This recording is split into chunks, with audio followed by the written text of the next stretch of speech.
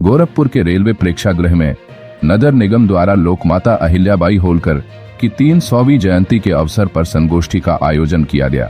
इस अवसर पर मुख्य अतिथि के रूप में पहुंचे भाजपा के राष्ट्रीय महामंत्री व राज्यसभा सांसद अरुण सिंह ने अहिल्याबाई होलकर के चित्र पर पुष्प अर्पित कर उन्हें श्रद्धांजलि दी। अपने संबोधन में सांसद अरुण सिंह ने कहा कि मोदी सरकार और योगी सरकार लोकमाता अहिल्याबाई होलकर को आदर्श मानकर निरंतर कार्य कर रही है।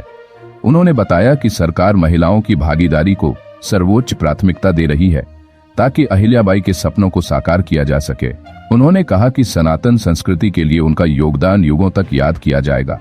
सांसद ने कहा कि लोकमाता अहिल्याबाई होलकर का मानना था कि सच्चा राजा वही है जो प्रजा को अपने पुत्र के समान मानकर सेवा करे।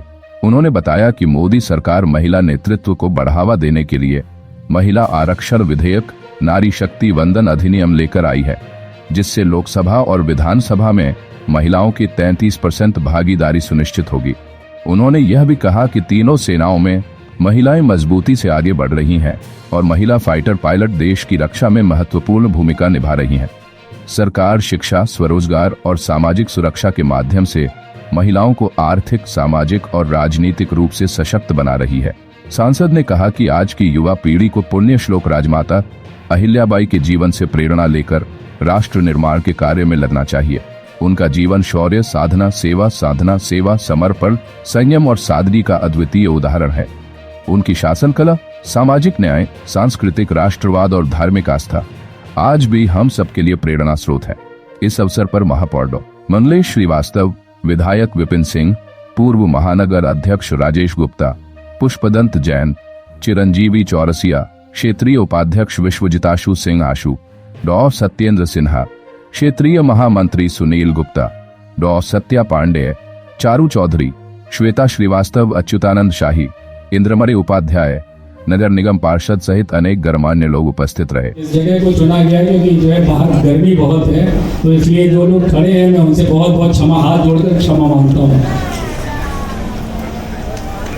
आज के कार्यक्रम में जैसा कि आदरणीय देवेश जी ने बताया कि जो है किस तरह से ये कार्यक्रमों की श्रृंखला चल रही है और उसी निमित्त कितना इम्पोर्टेंट है इस बात का अंदाजा हम सभी लगा सकते हैं कि हमारे राष्ट्रीय महासचिव स्वयं यहाँ उपस्थित हैं हम सबको संबोधित करने के लिए। उनका श्रेष्ठ मार्गदर्शन हम सबको मिलेगा।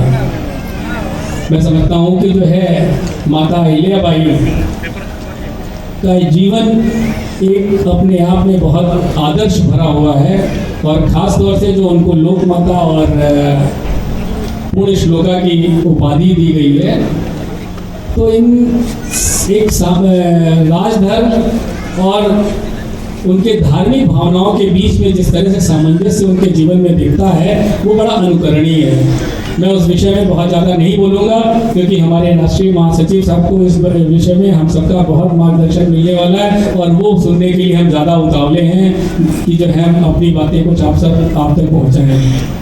आज का इस कार्यक्रम बहुत